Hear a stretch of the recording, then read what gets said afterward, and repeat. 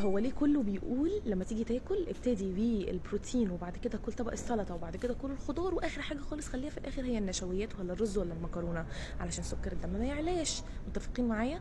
طب ما يعلى ايه اللي هيحصل يعني لما سكر الدم يعلى؟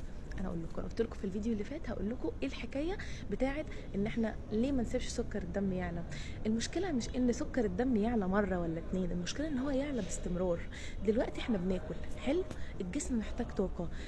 النشويات لو انا بدات بيها بالاكل سكر الدم بيعلى بسرعه، مره واحده الاقيه رفعه غريبه.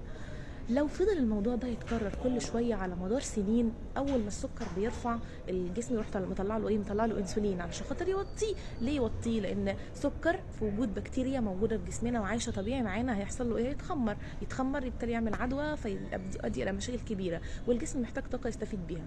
طب انت عمال جعان تاكل، سكر الدم يعلى، ندخل الجلوكوز جوه الخلايا شبعت، الباقي ده هنوديه فين؟ هيتراكم في صوره دهون. مفيش حل تاني، الجسم مش عارف يوديه فين. طيب رحت انت جعت تاني، فرحت اكلت تاني، فراح سكر الدم عالي تاني، فتتكرر العمليه دي تاني. انت كده ايه؟ بتموت البنكرياس بالبطيء. انت بتنهي حياته حرفيا، بتطلع روحه، بتخليه يشتغل باقصى سرعه ليه علشان خاطر يطلع اكبر كميات انسولين عنده علشان يلحق الموقف. فيفضل يطلع انسولين لغايه ما يفضل يجي المرحله من المراحل هو مش قادر يطلع تاني. فايه اللي يحصل بقى في الحاله اللي زي دي؟ يحصل ان الجسم يا عيني البنكرياس حبيبي غلبان ده مش فاهم ان الجسم مش مستجيب للانسولين اللي هو بيطلعه، فتحصل حاجه اسمها مقاومه الانسولين اللي عامله كل العالم دلوقتي رعب.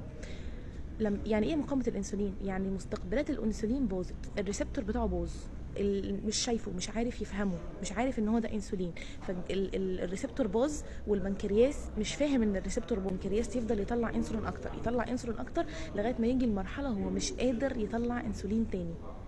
فعشان كده يؤدي ذلك الاصابه بمرض السكر، وتحتاج ان انت تاخد ادويه وتاخد انسولين عشان خاطر يعوض اللي بيحصل في جسمك. زائد ان الانسولين اللي كان عمال بيطلع بكميات كبيره ده، الانسولين هرمون بيبني، تمام؟ ولما بيوصل لمرحله ان هو خلاص دخل كل السكر اللي انت محتاجه في الجسم، فباقي السكريات دي هتروح فين؟ الكبد. تروح للكبد. الكبد ده ما عندوش شغلانه كده في اليوم غير ان هو قاعد يلم اي حاجه ينفع تتعمل سكر في الجسم ويعمل منها سكريات ويخزنها في صوره دهون عنده ويشيلها، تمام؟ فهتحرق الدهون عندك هيبقى في ذمه الله. رقم 3 ان انت هتبقى عرضه اكتر بسبب تراكم نسبه الدهون الزياده دي للاصابه طبعا بامراض القلب والشرايين والمشاكل الكبيره دي، وهتبقى عرضه طبعا كبيره جدا ان انت يجيلك مرض السكر يفضل عايش معاك بقى باقي حياتك، لان العلم لسه ما توصلش لحل نهائي ليه. اذا الحل كله في ترتيب الوجبه.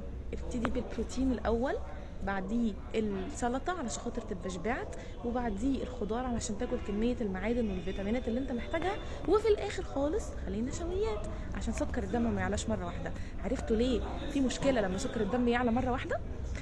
تابعوا معايا الفيديو اللي جاي عشان خاطر اقول معلومه مهمه قوي قوي قوي قوي برضه بخصوص مرض السكر. باي.